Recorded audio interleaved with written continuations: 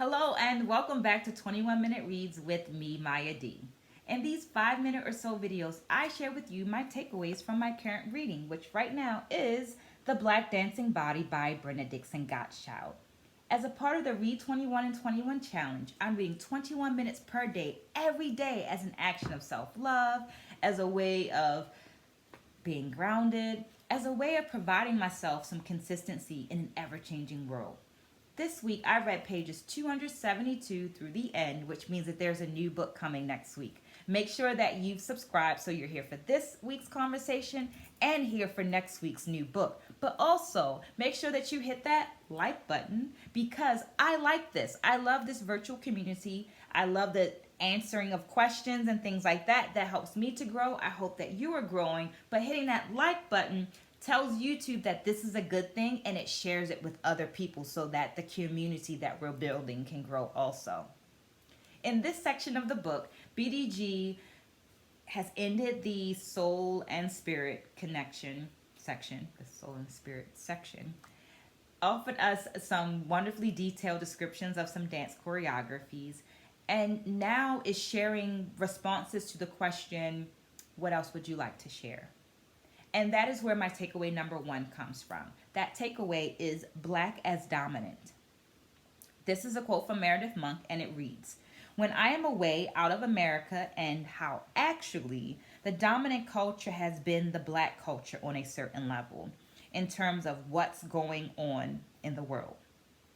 So part of Meredith Monk's statement is that of gratitude to Black culture. It is also speaking of traveling outside the United States and how it's noticed that Black culture is the thing that's referenced when people are speaking about American culture. So it encourages me to ask the question, how can we love the thing that is part of us? Black culture being a part of American culture, how can we love it? Through actions, because love is a verb. How can we show our gratitude for it? How can we protect it? How can we show our love for it? Which makes takeaway number two a little problematic. Takeaway number two is regression due to isolation.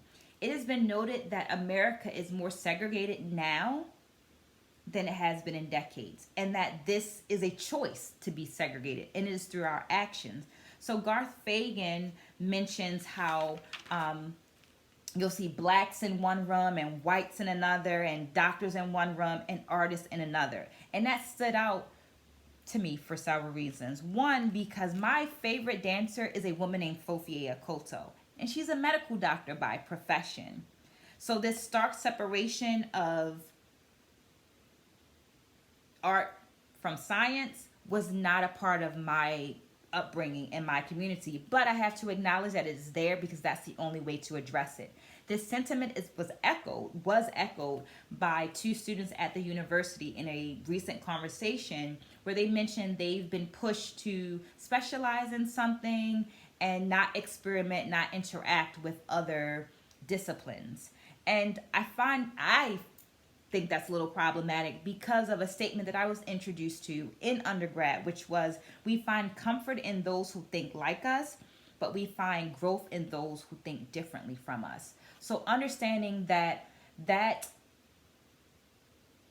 conscious segregation, or maybe subconscious segregation, fosters a certain level of stagnation. So that's why I'm offering takeaway number three, which is Shackled Minds. The quote reads, now that it is legislated that discrimination is illegal, does that mean that the minds and thoughts are freed of old bonds? As stated earlier, given access, opportunity, and experience, any body can perform any dance form. Culture is dynamic like life, so it's changing. Globalization, technology, and relocation of bodies allows for the new introduction of concepts and ideas that will help to change that culture. Yeah? So I offer these two things. One, movement of the body is a collection of that body's experience. And two, race is a social construct, not based in science. things to think about as you're asking yourself some of these philosophical questions posed in the book, and making sure that you're here for next week's book, Dance Adventures, as we look at first-person narratives about dancing all around the world. Can't wait to speak to you next week.